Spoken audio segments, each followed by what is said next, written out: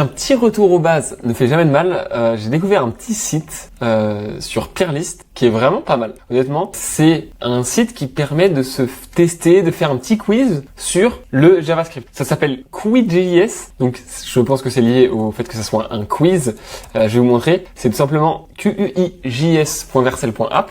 Et en fait, c'est tout simplement 150 questions exactement sur justement des fondamentaux de JS. Je sais pas si c'est vraiment orienté React ou si c'est purement JS, mais du coup, on va dans cette vidéo et peut-être sur un long format justement faire ces 150 questions. On va voir déjà comment on s'en sort, à quel point on arrive à faire un bon score, et surtout du coup ça va nous permettre ensemble de réviser quelques bases, de comprendre certains concepts un petit peu plus en profondeur. Et ça s'adresse vraiment à tout le monde, hein. C'est pas que les débutants, là je vous vois venir, mais franchement revenir sur des questions un petit peu basiques quand on est expert, c'est super intéressant aussi pour remettre en question des choses qu'on savait pas forcément. Donc vous voyez, ça se présente de manière très simple. On a 150 questions, le petit formulaire et ensuite 4 petites potentielles réponses. On s'attaque donc à la première question. On a ici 2 console log et les variables qui sont déclarées après. Donc on a varname égale Lydia et letAge égale 21. Déjà c'est pas évident parce qu'en fait on sait pas si... Ok. Je commence à comprendre le problème et je pense que je vais clairement me vautrer sur pas mal de questions, donc faut pas juger. Et je vous invite vraiment à le faire en parallèle, ça peut être super intéressant. Vous le faites et vous voyez ma réponse juste après. Ça peut être un bon format. Et moi je dirais que dans tous les cas, il y en a un qui est undefined, c'est le var pour moi. Et je pense que letAge justement, ça fait une référence error. Donc on va essayer ça. Et du coup, je pense que c'est ce que je disais. C'est qu'en gros, avec le keyword var, it means that the variable gets hoisted, pardon. Et du coup, c'est bon. Okay, bah, c'est pas ça la suite. J'ai même pas eu le temps de lire le débrief. Mais du coup, c'est bien ce que je disais, c'est que le let, on a une erreur, alors que le var, on a juste undefined. Ici, donc on a for de 0, donc ça fait 3, donc ça fait 0, 1, 2 selon moi. What? Attends, pour moi, c'est la même chose. Il y a un set timeout. Et vu que le set timeout, du coup, ça le fait en asynchrone. Non, pour moi, dans tous les cas, ça va faire 0, 1, 2, 0, 1, 2. Ah, attendez, il y a un var et un let. Oh, les bâtards. Bah oui, non, pour moi, c'est ça, mais du coup, je pense que ça va pas être ça. Mais pour moi, c'est soit la C, soit la A. Mais je vais faire la A parce que mais je me doute que c'était faux. Oui, voilà, c'est la C. C'est qu'à mon avis, du coup, avec le var, il est mis dans la queue avec set timeout et du coup, forcément, vu que c'est appelé après, et ben en fait, le I, il a déjà sa valeur maximale, qui est 3. Ouais, intéressant. Ça va clairement pas être facile, hein, du coup. Shape, radius de 20, un diamètre qui est un radius x2 et un périmètre. Ok.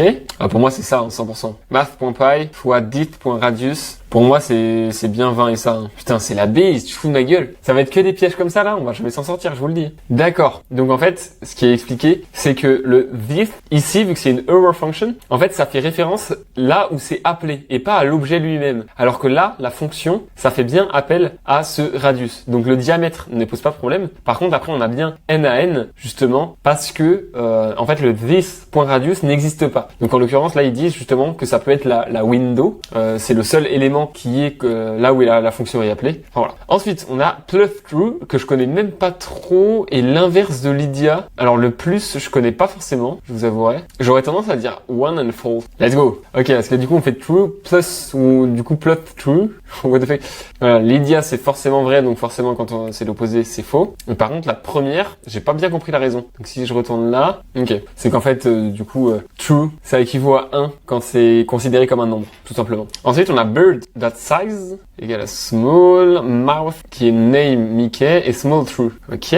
Mouse.bird. Ah, pour moi, c'est ça. Mouse.bird.size, il est pas valide. Alors que ça, c'est valide. Bird size small. Ça, c'est bon. Et all of them are valid. Non. Pour moi, celui-là, il est pas valide. Mouse.bird.size n'existe pas. Voilà. Ça, c'est assez facile à comprendre. C'est qu'en fait, à chaque fois, sinon, ça équivaut à faire mouth de small. Et donc, du coup, tu récupères bien la valeur true, à la plupart du temps. Alors qu'en fait, dans l'objet, dans l'autre, du coup, tout simplement, l'objet, quand on fait point, ça considère d'appeler l'enfant de cet objet-là. Sauf que là, dans le cas d'avant, ça n'existe pas. Donc, forcément, c'est pas défini. Donc, on a C qui est un objet avec greeting en key, qui équivaut à hey. Ensuite, on initialise D. D est égal à C, donc est égal à ça.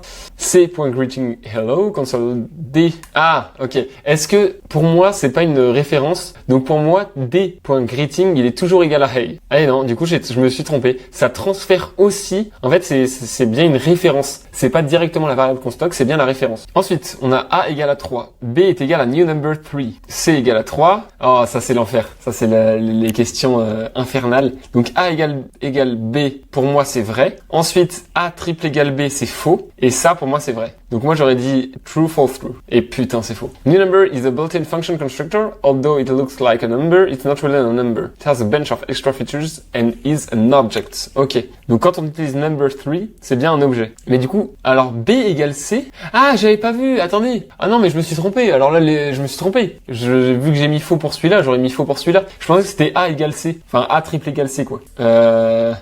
Strictement égal, pardon. Sinon, je vais me faire taper sur les doigts en commentaire. Donc là, c'est juste my bad, en fait, tout simplement. Et évidemment, du coup, c'est false, true, true. True, false, false, pardon. Voilà. Classe caméléon. Là, on attaque les choses un petit peu énervées. Là, c'est à partir de ce moment-là où je commence à avoir un peu de mal. Quand Freddy.colorChangeOrange, c'est censé retourner this.newColor, qui vient d'être défini là, mais je sais pas si c'est synchrone ou pas. Donc, je pense que ça se fait directement. Donc, j'aurais tendance à dire que ça affiche orange. Mais c'est pas du tout ça, ça fait type error. On se fout de ma gueule, là. The color change function is static. Static methods are designed to live only on the constructor in which they are created and cannot be passed down to any children or called upon class instances. D'accord. Parce que du coup, la méthode, là, c'est plus dans caméléon. Enfin, le return, j'ai un peu du mal quand même à comprendre l'explication. D'accord. En fait, c'est que, du coup, quand c'est en statique, ça peut pas être appelé. Ça peut être appelé que quand on crée l'instance. Donc, quand on fait new caméléon, là, on aurait pu. Et par contre, une fois que l'instance est créée, on peut pas, sur l'instance, appeler une statique, tu vois. De ce que j'ai compris. J'espère que, n'hésitez pas à me dire si je me trompe dans le chat. Mais, c'est bien ça que j'ai compris. Ok. Alors là, juste, il y a une erreur d'orthographe. Et là, moi, j'aurais tendance à dire greeting is undefined plutôt que, voilà. Moi, j'aurais tendance à dire ça. Quoi? D'accord. Ce qui est intéressant par contre, c'est qu'on peut, pour éviter ça, utiliser le use strict, qui est d'ailleurs souvent suggéré par Copilot. Et en fait, ça nous permet de forcer justement le JS à ce que les variables soient bien définies. Et donc, ça permettrait d'éviter cette erreur. Parce qu'en fait, là, le JS l'interprète vraiment bien et l'initialise. Donc du coup, ça fait bien un objet vide. Bark.animal égale dog, nothing, this is totally fine. Syntax error, j'aurais tendance à dire. Ou référence error. You cannot add properties to a function this way. Bon, pour moi, ça fait référence error, parce que ça n'existe pas en soi. Et c'est la A, je vais totalement câbler. J'ai faux à tout, c'est fou. This is possible in JavaScript because functions are objects. D'accord, ok. Sauf que la clé animal n'existe pas. Primitive types are objects. A function is a special type of object, ok. D'accord. Donc je suis pas sûr d'avoir compris si on l'a défini et donc maintenant l'objet a la propriété animale qui est égale à dog et donc qui vient la créer, ou alors si elle existe déjà, mais le point animal je pense pas, donc je pense que c'est mon hypothèse. Donc ça, du coup ça marche évidemment. Par contre le new pour une fonction ça me paraît bizarre, mais ça a l'air d'exister donc fine. Pour moi ça a l'air de marcher. Hein. Bon il va me dire que ça va pas marcher évidemment, mais parce que à mon avis le this.firstName et tout ça, vu que c'est la fonction qui est indépendante, moi j'aurais tendance à dire undefined, tu vois. Bah non forcément type error, ok. J'ai faux à tout, hein. Donc de toute façon la logique est très bonne, hein. Mais c'est super complexe comme question. À chaque fois en plus c'est des pièges quoi. Ah d'accord, c'est qu'en fait ils font member, sauf qu'elle a été instanciée avant la création de ça. Prototype.getFullName. D'accord. En fait si on fait pas prototype, ça le fait que à la nouvelle instance, j'imagine qu'il serait fait avec celle-là. Faudrait que j'ai à la limite un éditeur. Je pense que si je fais un épisode 2, n'hésitez pas à me dire si ça vous plaît d'ailleurs en commentaire, si vous voulez que je continue cette série. Vous me l'écrivez dans les commentaires et je pense qu'on fera toute la liste si y a plusieurs personnes à qui ça plairait qu'on continue justement en vidéo. Et sinon, de toute façon, n'hésitez pas à le faire vous-même, c'est hyper enrichissant. Moi, c'est sûr que je continuerai. La question, c'est est-ce que je le fais en vidéo ou pas. Donc ça compte. Enfin, justement, il y a qu'un seul facteur, c'est vous, tout simplement. Un petit dernier pour la route, et après on va s'arrêter là. On vous laissera faire si vous avez envie de continuer chez vous, mais moi je vais m'arrêter sur ça là, je pense. Ah, il y en a un où c'est new et pas l'autre. J'aurais tendance que ça marche dans tous les cas, mais tendance à dire, pardon. Alors pour moi, c'est soit la A, soit la B, ou alors la D aussi potentiellement. En fait, c'est pas la B. Pourquoi? C'est que je pense qu'en fait ici, on vient juste définir la fonction, on change et que du coup le this.firstName de personne, il est transformé par Sarah M. Smith, mais du coup Sarah, lui, a juste le retour de ça. Donc j'aurais presque tendance à dire c'est celle-là. Moi j'aurais tendance à dire la C. Et j'ai toujours faux, évidemment. C'était undefined. Bon, en vrai j'étais pas loin je pense du raisonnement. We didn't use the new keyword. Voilà. Et du coup, what we actually did is defining global.firstName equals Sarah, tout simplement. Et donc on retourne pas de valeur depuis personne, donc on retourne même pas un objet en fait. Là, ça aurait été vrai si on aurait fait un return machin. Ok, intéressant. Là, plutôt facile, c'est faux, c'est pas facile. C'est l'angoisse du JavaScript justement où t'additionnes des caractères, des nombres ou des lettres et tout ça, enfin des strings ou des numbers quoi. Donc là, on fait la somme de A et de B, sauf que 1 et 2, j'aurais tendance à dire non. Et c'est là, c'est 1 et 2 en string. C'est terrible.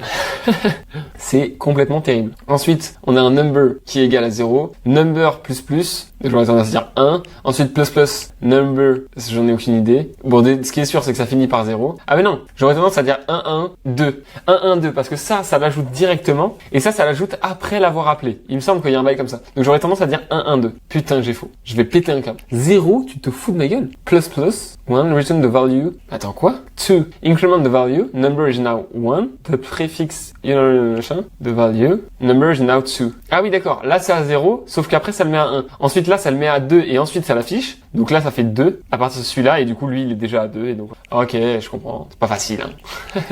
Get person info 1, 2, 3. Ok.